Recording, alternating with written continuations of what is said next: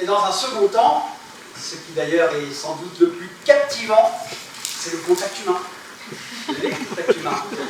La relation privilégiée qu'on peut avoir et qu'il est nécessaire d'avoir. C'est une des règles essentielles du métier. Il ne faut jamais perdre ça de vue. Le contact humain avec le client, la clientèle. La psychologie. Certains, oui, la psychologie. C'est peut-être la première qualité. On peut appeler ça une qualité, un don. Un homme. Prenons un homme. Les femmes sont différentes, on ne peut pas nier cela, elles sont différentes. Ce n'est pas moi qui vais dire le contraire. Non. Prenons un homme. L'exemple d'un homme. La psychologie. Le don de la psychologie.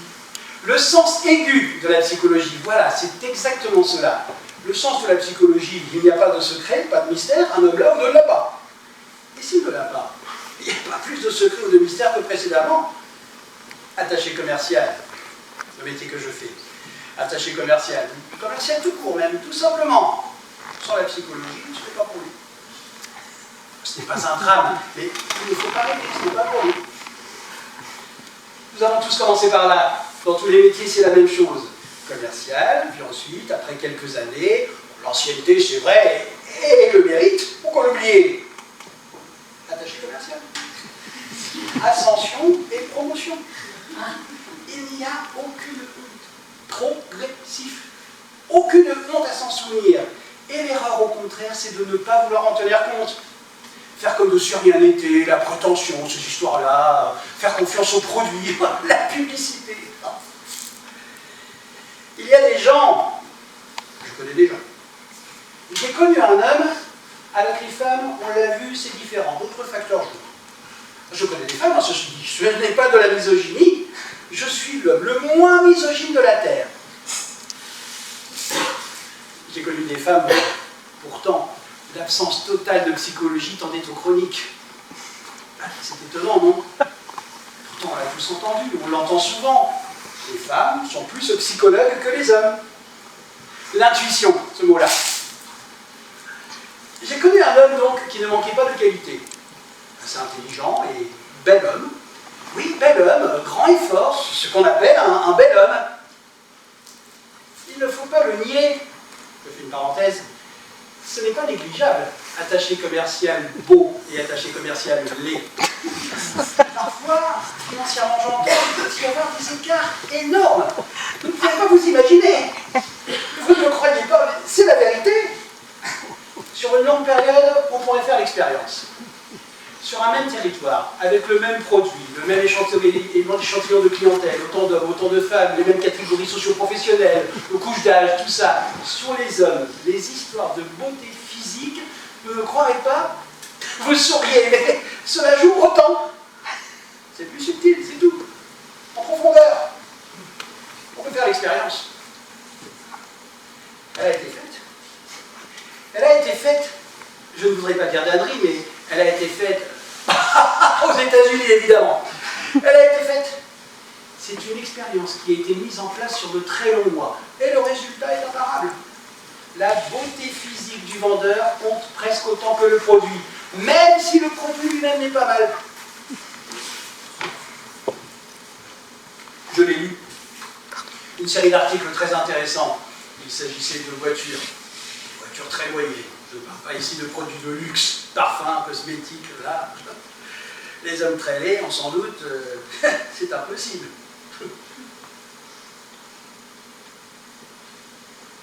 Et les femmes?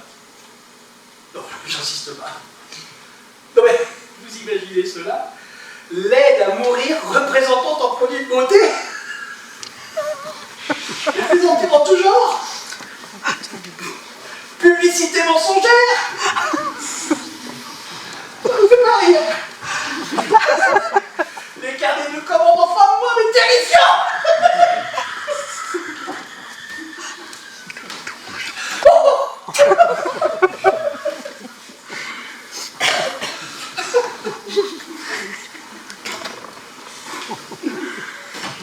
Oui, bon.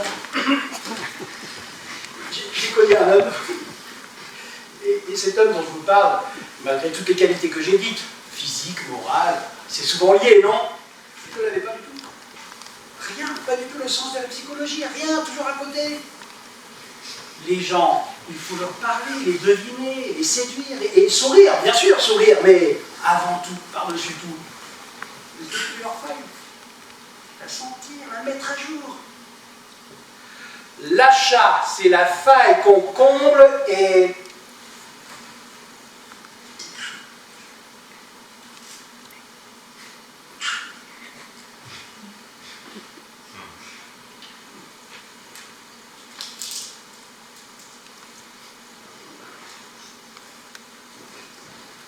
J'avais un professeur. Vous croyez si vous voulez, j'ai eu des professeurs. Je travaillais déjà, commercial, le bas de l'échelle. Nous suivions des cours de perfectionnement. Je voulais quitter ma condition, l'améliorer. Hélène, les deux filles, leur offrir un peu plus. Vous pouvez comprendre ça. J'avais un professeur, aujourd'hui encore j'étudie. Cela vous fait sourire, mais j'ai la volonté de ne pas rester tel que je suis. Il y a des gens qui se contentent, c'est leur affaire. Mon professeur, donc, disait, ce sont des types qui ont choisi de faire partager leur expérience. C'est bien leur part.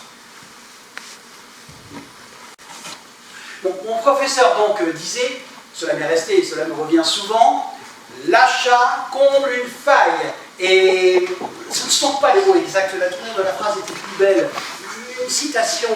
La citation, la devise du commercial, ainsi que nous la répétions, et très très souvent je la répète, c'est là dans la tête, c'est bête je crois, mais jusqu'à la mort il y a des idées. Vous trouvez cela bête parce que vous avez fait de longues études, ce que je dis ce sont de toutes petites choses, mais il y a des idées, on vous les apprend lorsque vous êtes enfant, et toute la vie, il peut arriver n'importe quoi, elle reste là, gravée, coulée dans le bronze.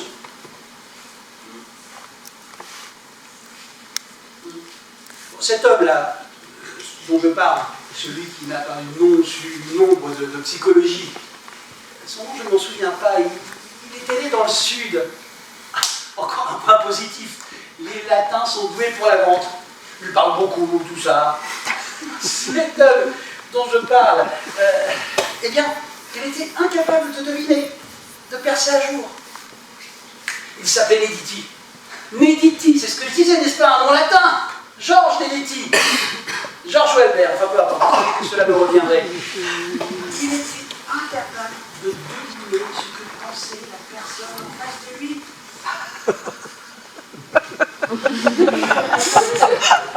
Et il a dû renoncer.